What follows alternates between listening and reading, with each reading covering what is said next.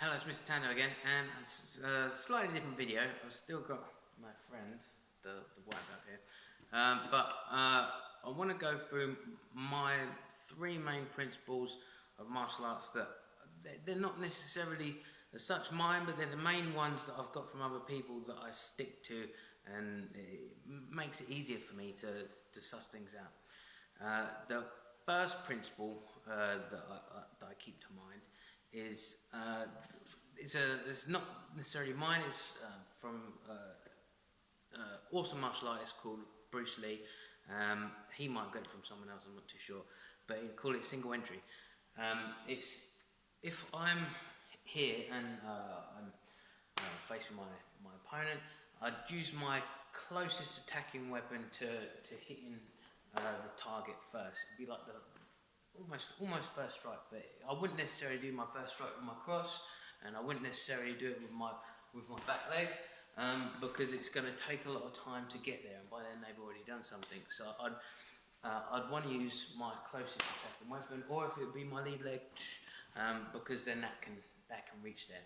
Now, if I've done a technique, so say if I've back to the rope again, I'm going to parry chamber. Okay, now I can add an extra shot with this one, as I've gone 1, 2, then I bring back, and then I've got here my back fist. Now, instead of me pulling this back and then throwing another shot, I sort of link it as well to the Panatukan. So I've gone 1, 2, okay. Now, this hand is there, but my elbow is there, so that's closer than the other hand, so that I collapse in with my elbow, then I can go in here, and now this is closer to do my second attack, or my third attack. Yeah. So I've got one strike, then I cover, then I go back with another strike, then I strike with my elbow, then I hammer fist, then I go for here, or I can go for here, go for here, go for here, and then it just depends on the situation. So closest attacking weapon strikes, basically. Second principle is path of least resistance. When I was in the Philippines, and I was training, I was constantly, there's a drill that we was doing, power sitting, and we'd be moving our hands around, and if I had I'll grab my stick. Got my stick here, okay, their stick hand will be here. I'd parry the hand on top, come around, so this would go on top of their stick hand, and then I'd do this as a strike, and they'll put their free hand on top, and then we're moving like this, right? But if I went like this and I tried to go back against their hand, okay, it would take time for me to break out of it. I'm trying to muscle out of the technique, and that time they're going to use to hit me loads of times. So I don't necessarily want that. So instead of me fighting, I'll go where their hand wasn't. So the grip was here, so me to go up would make no sense. I'll go down to escape that grip. And if they put their hand here, then I'll go up to escape that grip. So it's going across the path of least resistance. That being said, if I'm having trouble, say if I've gone here, right, and I decide, I'm going to try an arm bar, and then I'm feeling a bit of resistance, so their arm is bending back and I can't get that, that's okay, then I'll go for this, or I'll make it into a different technique, or I'll do an arm drag. You just feel where they're giving you force, and instead of you trying to fight their force with your own force, because you never know, these people might be bigger and stronger than you, in which case you've got no chance of dealing with them. And this is all that time, whilst you're fighting it, you could be using to strike or get away or distract, okay?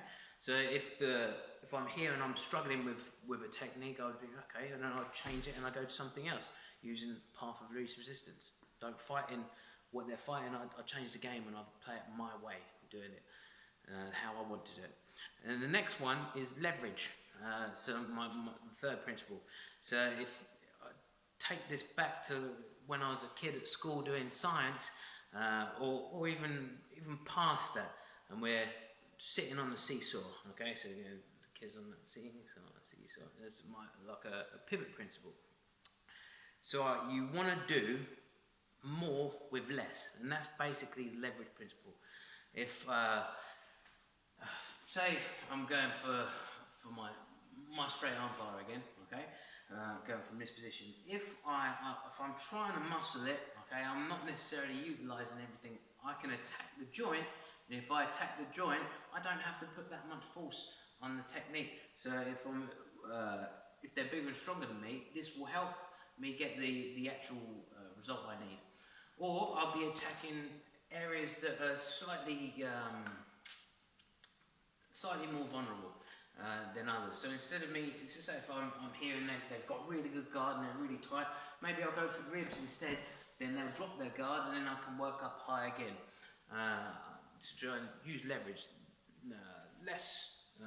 doing more with less, basically, especially if you're a smaller person and they're bigger or stronger than you are. Hopefully that makes sense. So my 3 principles, make sure I've got them in the right order. The first one is attacking with your closest weapon, whether it be a fist or a foot or a knee or an elbow or anything like that. Second principle is path of least resistance, so moving away from where the force is and then changing what you're going to do.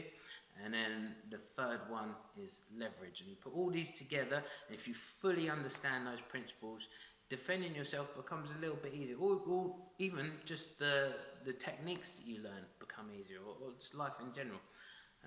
Finding a way around things, doing more with less, and attacking things. So say if you've got a problem, whether it be you've got bills at home, or you attack the first one that you could do something about, and not necessarily worry about that one just yet. Knock one out of time. Anyway, hopefully that helps. Let us know what you think in the comments, and I'll see you in the next video.